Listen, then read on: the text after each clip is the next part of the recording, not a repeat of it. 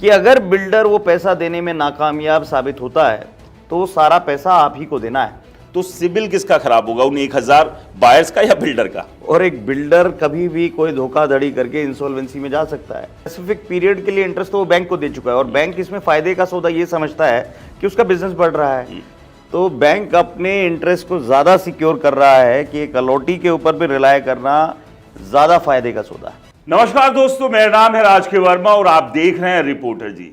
इससे पहले के वीडियो में हमने बात की थी एश्योर्ड रिटर्न और एश्योर्ड रेंटल का खेल क्या है, उसकी परतें खोली थी और उसके बारे में आपको समझाया था कि इस तरह की अगर कोई ऑफर आती है तो थोड़ा सा चौकन्ना हो जाइए क्योंकि इसमें झोल हो सकता है।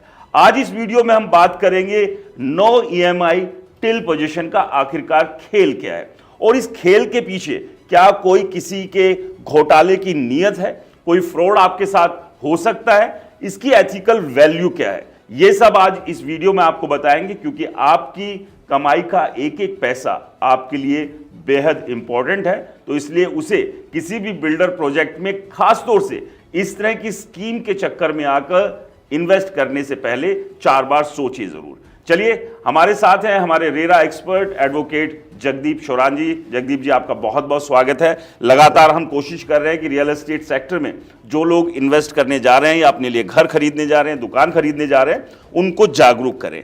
एक नई स्कीम और मार्केट में उछल रही है और ये ऐसा नहीं है कि आज से ही है, बहुत पहले से चल रही है, नो EMI टिल पोजीशन। ये खेल क्या है, इसकी एथिकल वैल्यू क्या है? देखिए, सबवेंशन प्लान करके ये बड़ा फेमस प्लान बिल्डर्स के द्वारा दिया जाता है और काफ़ी लंबे समय से हम देख रहे हैं, जिसपे कि सर्वोच्च न्यायालय के भी कुछ टिप्पणियां हैं और लेटेस्ट जो जजमेंट्स हैं उसमें बड़ा अच्छा इसके ऊपर में संज्ञान लिया गया है। देखिए, पहले होता क्या था और अब क्या बदलाव है, दोनों चीज़ों पे इस पे सोचने की ज़रूरत है और फिर हम अलॉटीज़ के पास में उस चीज़ को रख सकते हैं कि ये खेल क्या है। सबवेंशन स्कीम्स में क्या कहा गया कि एक no EMI till possession scheme है बेसिकली। तो इस स्कीम का जो खाका है वो किस प्रकार से है, एक ट्राई पार्टी एग्रीमेंट करा दिया जाता है अलॉटी, बैंक का और बिल्डर का। इसमें मोटे तौर पर तो ऊपरी सतह पे आप देखते हो तो अलॉटी समझता है कि इसकी जो प्री EMIs हैं वो बिल्डर देगा, यानी कि सिर्फ इंटरेस्ट। हाँ, ओनली इंटरेस्ट पोर्शन, प्रिंसिपल जिसमें इंक्लूड नहीं होता क्योंकि EMIs आपकी शुरू होती हैं जब उसका ऑक्यूपेशन सर्टिफिकेट आ जाता है, उससे पहले प्री EMIs का रहता है सिस्टम। तो उसमें मोटे तौर पर पहली कुछ लाइनों में आप देखेंगे तो जिम्मेदारी बिल्डर की दिखाई देती है कि प्री EMIs जो इंटरेस्ट पोर्शन है वो बियर करेगा बिल्डर टिल पोजेशन और कोई स्पेसिफिक पीरियड लिख दिया जाता है। लेकिन माहीन अक्षरों में जो लिखा गया है वो ये है कि अगर बिल्डर वो पैसा देने में नाकामयाब साबित होता है तो वो सारा पैसा आप ही को देना है। बैंक लिखता है, बैंक वो ट्राई पार्टी एग्रीमेंट में ही लिखा है। आप उसके जब 3-4 काफी पैरे और आखिरी पन्नों तक आते हैं जो अलॉटी पढ़ता नहीं है, वहां यही लिखा है कि अगर बिल्डर ये देने में नाकामयाब है तो सारी जिम्मेदारी आपकी है। और खाका क्या है? खाका ये है कि मान लीजिए आपने 10 लाख रुपए का 10% इंटरेस्ट पे कोई लोन लिया है, तो वहाँ 2 साल का उसका इंटरेस्ट जो है वो बिल्डर बियर कर रहा है, या टिल पोजेशन बेसिकली कह देते हैं कि 3 साल में हम पोजेशन ही दे देंगे। तो 10 लाख के पैसे में से वो एन्युटी वैल्यू डिसाइड करके वो पैसा पहले ही बैंक काट लेता है बिल्डर से। यानी कि ये समझे कि अगर 50 लाख रुपए का लोन हुआ है तो 40 लाख रुपए बिल्डर को वो बैंक दे देगा और अगर मानते 10 लाख का इंटरेस्ट पार्ट है वो पहले से उसने अपने पास रख लिया है। बिल्कुल। तो बिल्डर के पास पहुंचा 40 लाख, बिल्डर के पास पहुंचा 40 लाख और बैंक की इनकम हो गई 10 लाख रुपए। और किसके शोल्डर्स पे हो रही है? अलॉटी के शोल्डर्स पे हो रही है।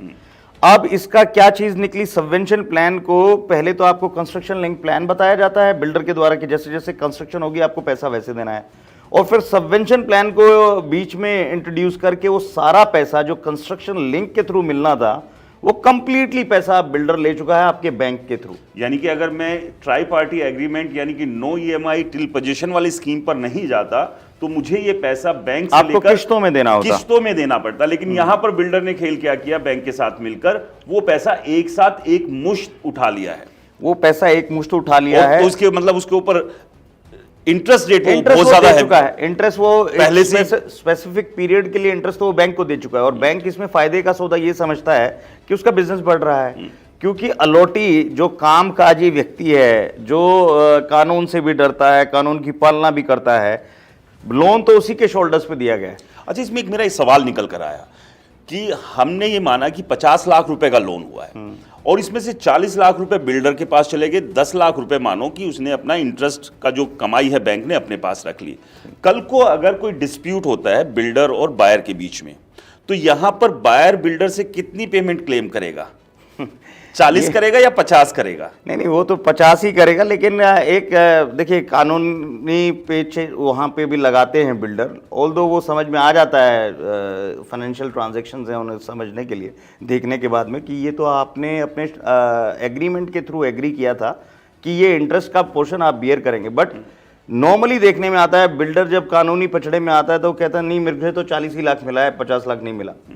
तो वो बहरहाल अलग बात है। लेकिन अब जो सुप्रीम कोर्ट का इसमें वर्डिक्ट है उसमें ये बड़ा क्लियर किया गया है कि इसको आपको कंस्ट्रक्शन लिंक करना होगा। अगर इस कैसी भी ऐसी स्कीम है सबवेंशन या प्री EMIs, तो आप ऐसा एक मुश्त राशि अलोटी की नहीं काट सकते हैं। आपको उस जो कंस्ट्रक्शन लिंक प्लान ऑप्ट किया गया है उसी के हिसाब से सबवेंशन प्लान को ट्यून अप करना पड़ेगा। अब उसको समझते हैं कि कैसे, मान लीजिए कि आपको बुकिंग पे 20 लाख रुपया देना था, तो आप वो सबवेंशन ट्राई पार्टी एग्रीमेंट है, अब उसके तहत आप 20 लाख की इनवॉइस जनरेट करें जो पीरियड पे आती है। फिर जैसे ही कंस्ट्रक्शन होगा तो अगली इनवॉइस जनरेट करेगा बिल्डर और बैंक उसी हिसाब से पैसे रिलीज करेगा, ना कि एक मुश्त। अच्छा, इसमें एक और झोल जो मुझे नजर आ रहा है कि अगर मैं कंस्ट्रक्शन लिंक प्लान के थ्रू चलता हूं, आप इसको थोड़ा सा ऐसे हम अपने व्यूअर को समझाने की कोशिश करते हैं कि किसी बिल्डर ने एक प्रोजेक्ट को लॉन्च किया और उसमें 1000 फ्लैट है और यहाँ 1000 फ्लैट ओनर्स को यानी कि बायर्स को बिल्डर ऑफर कर रहा है नो EMI टिल पोजीशन। और यहाँ पर अगर पर हेड यानी कि 1000 से वो 40 लाख रुपए बैंक के थ्रू एक मुश्त पैसा ले लेता है, तो आप समझिए कि वो पैसा कितना बड़ा हो गया, अरबों रुपए वो हो जाता है। अब वो जो अरबों रुपए आकर कहां पर पार्क होता है? बिल्डर के बैंक खाते में। अब यहां से वो अलग से ब्याज बना रहा है। बिल्कुल, यानी कि आपसे इकट्ठा पैसा लेकर बिल्डर ने क्या किया कि वो उस पे अलग से ब्याज बना रहा है और आपके पैसे में से पहले से ही वो ब्याज भी कटवा चुका है। वो बेसिकली रियल एस्टेट में इन्वेस्ट करते हैं, जो कि और ये एक बड़ा क्लियर वॉयलेशन भी है जो एस्क्रो अकाउंट की जो हमारी अवधारणा दी गई है कि 75% पैसा एस्क्रो अकाउंट पे आना है। तो जो इस तरीके का लोन से रूटेड अमाउंट है वो एस्क्रो में फॉल नहीं कर रहा है, क्योंकि वो एस्क्रो में जब ही डालता है जब वो कंस्ट्रक्शन का अपना माइलस्टोन अचीव कर लेता है। तो वहां पे भी एक बहुत बड़ा एक मैनिपुलेशन क्रिएट करता है बिल्डर। अच्छा, यहाँ एक और सवाल है कि जो 1000 लोगों से ये पैसा लिया गया, मतलब बैंक के through tri party agreement no EMI till possession की स्कीम में, अगर कल को बिल्डर समय पर EMI नहीं दे रहा है यानी कि प्री EMI नहीं दे रहा है, तो सिबिल किसका खराब होगा, उन 1000 बायर्स का या बिल्डर का? नहीं, वो 1000 बायर्स का। लेकिन आप देखिए ना, वो इम्पैक्ट जब आ रहा है जब वो एक 2 साल का पीरियड अगर ट्राई पार्टी में बोला गया है तो 2 साल का तो बैंक ने पहले ही एडवांस ले लिया। अब अगर डिले होता है प्रोजेक्ट तो ये 100% केसेस में हमें देखने को मिलता है कि बिल्डर उस रिस्पॉन्सिबिलिटी को लेना ही नहीं चाहता है। वो कहता है ट्राई पार्टी एग्रीमेंट की म्याद खत्म हो चुकी है, सिर्फ 2 साल तक के लिए था, अब जो भी EMI या प्री EMI आ रही है इसको आप बियर करिए। और यही लड़ाई अमूमन देखने को मिलती है। अलोटी पहले तो लुभावने वादों में फंस जाता है और उसके बाद में जब पछतावा होता है तो वो सबके सामने है ही, वो तो बड़ा ही धरातल पे हैं ये चीज़ें। यहाँ एक थोड़ा सा और समझना चाहेंगे ताकि हमारे व्यूअर्स को और क्लैरिटी यहाँ पर आए। आमतौर पर कोई इंडिविजुअल मुझे अपने लिए घर लेने जाना है तो मेरे पर जो रेट ऑफ इंटरेस्ट होगा 8.4% या जो भी अलग अलग वेरी करता है, यानी कि वो कम है। लेकिन अगर एक बिल्डर अपने प्रोजेक्ट के लिए लोन लेने जाता है किसी बैंक से, तो वहां पर उसको हायर साइड पर जाकर रेट ऑफ इंटरेस्ट देना पड़ता है। तो आखिरकार जब बैंक को पता है कि वो ऐसे ट्राई पार्टी एग्रीमेंट करके मेंशन स्कीम के थ्रू ना देकर डायरेक्ट अगर बिल्डर को देता है तो वहां उसको रेट ऑफ इंटरेस्ट ज़्यादा मिलेगा, तो वो बैंक अपना नुकसान क्यों कर रहा है यहाँ पर कि बायर्स के थ्रू जो है वो इस पैसे को रूट कर रहा है जहाँ की उसे कम रेट ऑफ इंटरेस्ट मिलेगा? देखिए, बायर्स के थ्रू जब करते हैं तो उसका जो रिस्क फैक्टर है उसी पैसे पे बैंक का रिस्क फैक्टर डिवाइड हो गया और उसका रिस्क फैक्टर बहुत ही मिनिमाइज हो गया। जब आम इंसान, एक नौकरी पेशे वाला इंसान होम लोन लेता है तो वो उसकी इंसॉल्वेंट होने की जो टेंडेंसी वो कम है और एक बिल्डर कभी भी कोई धोखाधड़ी करके इंसॉल्वेंसी में जा सकता है। तो बैंक अपने इंटरेस्ट को ज़्यादा सिक्योर कर रहा है कि एक अलॉटी के ऊपर भी रिलाय करना ज़्यादा फायदे का सौदा है। तो यहां पर सबसे ज्यादा सिक्योर कौन हुआ, बैंक, बिल्डर या बायर?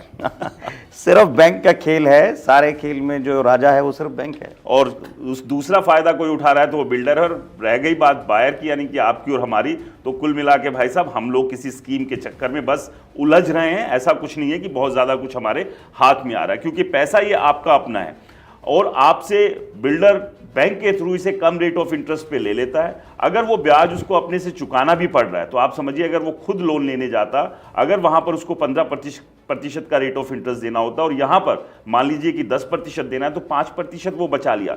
खैर, इसमें बुरी बात नहीं है, लेकिन सबसे बड़ी बात यह है कि आपको मिल क्या रहा है, क्या सही में आपका पैसा सिक्योर है? क्योंकि यहां बिल्डर एक मुश्त पैसा उठा रहा है और कल को इंसॉल्वेंसी में चला जाता है या कोई ऐसा मसला फंस जाता है कि प्रोजेक्ट पूरा नहीं हो रहा है, तो आप तो पूरे के पूरे फंस गए। लेकिन अगर यहां पर आपका ये कंस्ट्रक्शन लिंक प्लान होता और समझिए कि यहां पर बिल्डर ने जो 3 महीने की मियाद मांगी थी उस तक नहीं पूरा किया, तब तक आपका पैसा पूरा नहीं गया बिल्डर के पास, अभी भी आपका काफी पैसा बचा हुआ है जो कि आपको पोजीशन तक देना था।